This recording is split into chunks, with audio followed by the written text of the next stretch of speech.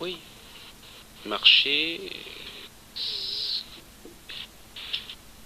marcher dans Paris un 24 décembre, c'est pour moi une occasion ou une opportunité de me faire les jambes. Et bien sûr, pour la joie de marcher déjà. Et puis pour simplement euh,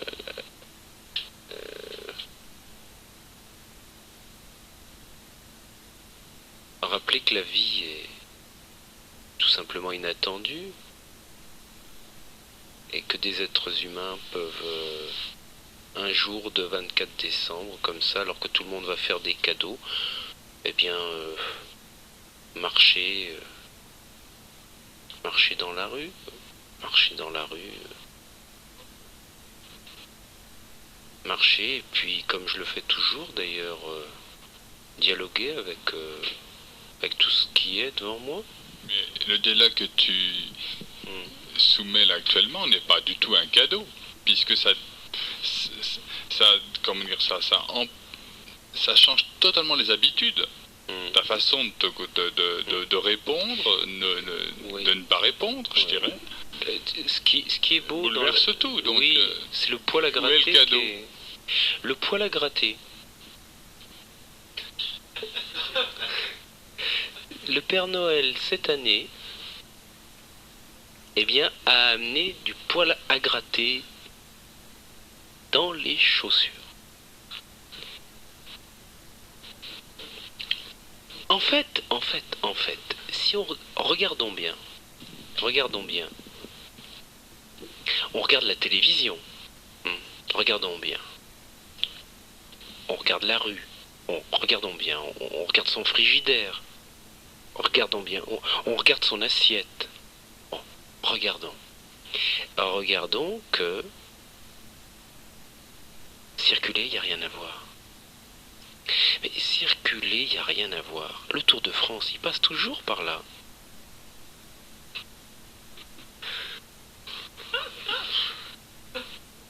C'est sûr.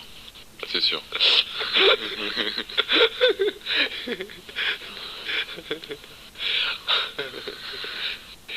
Alors, je souhaite que, vraiment parce que je n'ai aucun souhait, et puis je peux marcher seul, c'est complètement égal. De toute façon, je suis seul, et puis avec 2 pattes, mais on peut être seul avec des milliers de pattes.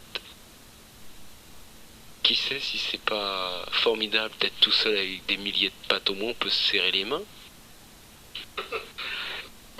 Au moins on peut boire un verre, je peux tendre un verre, on peut chanter. Demain, comme aujourd'hui, on peut chanter, on peut danser, on peut marcher sous la pluie. Tiens, chanter et danser sous la pluie. Tiens, quelque chose complètement inattendu alors que tout le monde tourne son chapelet à prière de fatalité. Hein? Et sa logique, 1, 2, 1, 2, 1, 2, 1, 2, conforme, règlement. Allons-y. Mais monsieur Solaris, vous dites que des bêtises. Hein, monsieur Solaris, on vous comprend pas. Vous feriez bien d'aller vous faire une psychanalyse, hein. Bon. Est-ce vraiment de cela dont il est question? Je n'en sais rien. Alors, marcher demain dans Paris, c'est pas aujourd'hui. Aujourd'hui, on est dans le studio. Demain, à 9h à Beaubourg, mais il va y avoir mais un oiseau qui va venir. Mais quel oiseau? Et puis, s'il est seul sur la place de Beaubourg à chanter, ben il est seul sur la place de Beaubourg à chanter. Il chante pour personne, il chante que pour la joie de chanter. Et puis, s'il y a quelqu'un pour l'écouter, cet oiseau, ben, il est là pas pour autre chose que d'être dans la joie d'écouter l'oiseau. Et l'oiseau qui chante, il est peut-être en même temps dans celui qui écoute l'oiseau. Et celui qui écoute l'oiseau, il est peut-être en train de chanter dans son oreille. La bouche n'est peut-être pas là où l'on croit, là peut-être la bouche elle est dans l'oreille, l'oreille est peut-être dans la bouche. Demain, j'aurai toujours mes deux mains, mes deux pieds, mes deux yeux, Solaris, quand même. Qu'est-ce que vous dites là?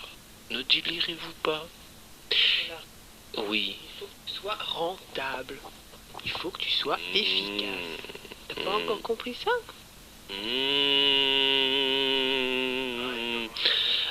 Atmosphère. Donc demain à 9 heures, Solaris dessert-il la marche? Mais quelle marche? Je marche pas pour autre chose que la joie de marcher, et tous ceux qui voudront demain à 9 heures du matin marcher pendant je sais pas, 15 heures, 20 heures, user leur semelle, et puis être dans l'inattendu de toute chose, découvrir ce qu'est la géographie parisienne, et être dans le mouvement de la foule, découvrir soi-même dans la foule. C'est peut-être une opportunité. Tu parles d'une sorte de marche nuptiale? Non. Quelque part. Oui. C'est gratuit, c'est pas... Oui. C'est pas à militer pour... Ah non, c'est... Tu sais, marcher dans Paris, pour moi, c'est ce que je n'arrête pas de faire. Parce qu'il y a qu'à se déplacer, il y a qu'à marcher. Moi, par exemple, tu me parles. Les mots, ils rentrent dans le tympan, ça fait vibrer. Et puis mon oreille ne retient rien. Et puis, en ce moment, la bouche, elle est en train de faire vibrer des sons.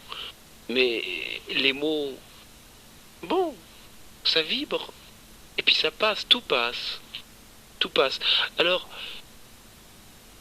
de quoi est-il question? Quelle est la cause fondamentale de la souffrance humaine? Qui suis-je? Donc, tous ceux qui demain, tout de suite, aujourd'hui,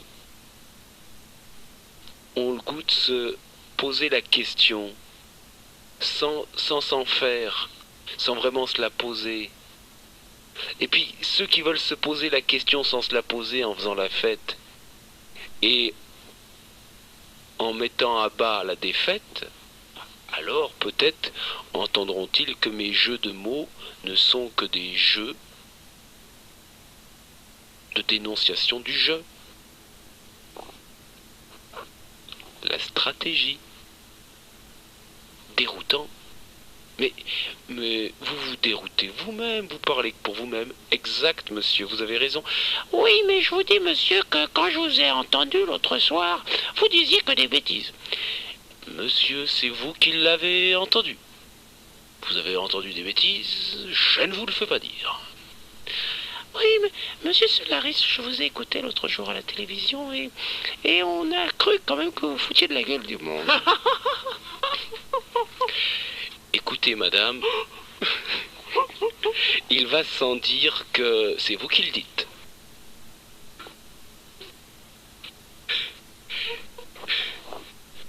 Bien.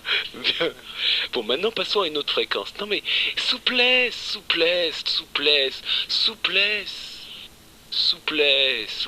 Voilà, bon, maintenant... Il faut être sérieux dans ce monde. Voilà, bon, passons à quelque chose de pas sérieux. Il y a un ami ici dans le studio qui revient d'Iran. Et en France comme dans la non-France, c'est-à-dire sur la Terre à un autre endroit, eh bien, cet ami a été dans ce pays qu'on appelle l'Iran. Et il me faisait part tout à l'heure de ce qu'il a vu. Voilà. Oui, bonsoir. D'abord, je préfère préciser que ce que je vais apporter ne doit en aucun cas être récupéré par le monde politique ni le monde religieux au sens le plus large possible. J'ai passé 2 mois et 3 jours, pour être bien précis, en Iran. Je suis de ce pays, donc je suis né là-bas. 13 ans d'absence par rapport à ce pays. Je suis rentré donc il y a 2 mois là-bas. Et ce que je vais vous dire, ce sont mes observations personnelles.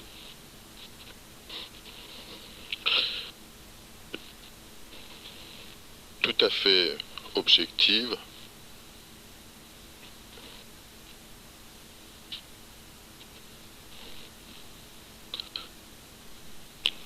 Premièrement, je pose une question à tous les amis qui sont présents ici dans le studio. Quelle image vient tout de suite dans votre esprit, dans votre tête, quand on parle de l'Iran? Est-ce que quelqu'un peut me répondre en 2 mots? Eh bien, le mot Iran, comme ça, spontanément, c'est pour moi fanatisme islamique, c'est Moyen-Âge, c'est obscurantisme, c'est fascisme. Tout à comme fait. Ça, enfin, je te le livre tout brut. Tout à fait. Bon, ça c'est l'aspect connu ou reconnu, écrit et décrit par les journalistes, que je vais les appeler nuitalistes plutôt. Puisqu'ils ont montré la nuit. Il y a aussi un jour. Il y a aussi le jour. Donc je veux parler du jour.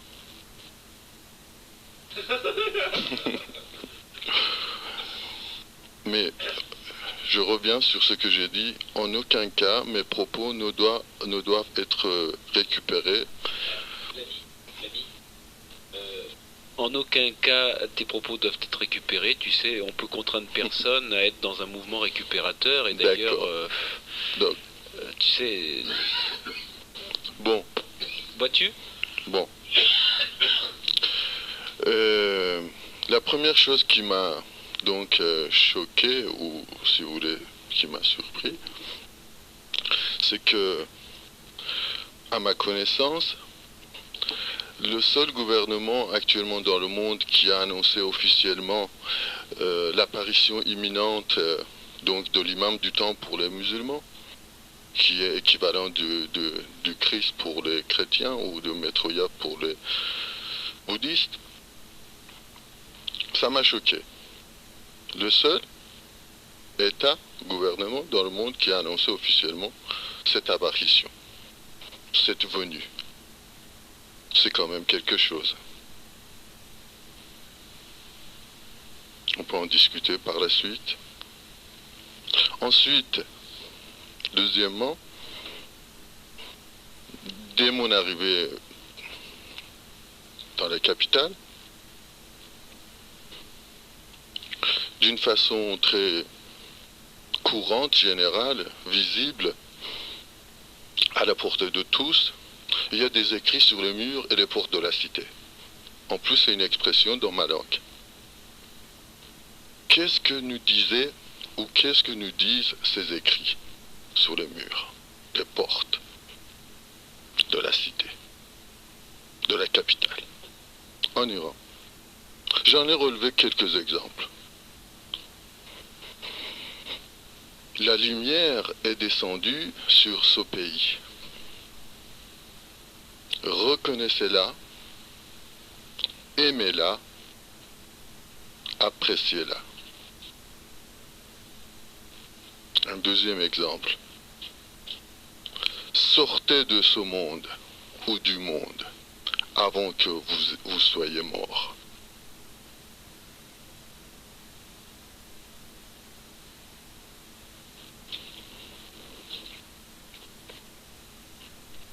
D'autres exemples qui peuvent nous intéresser, des exemples de changement de mœurs, de vocabulaire, tout un monde qui se change.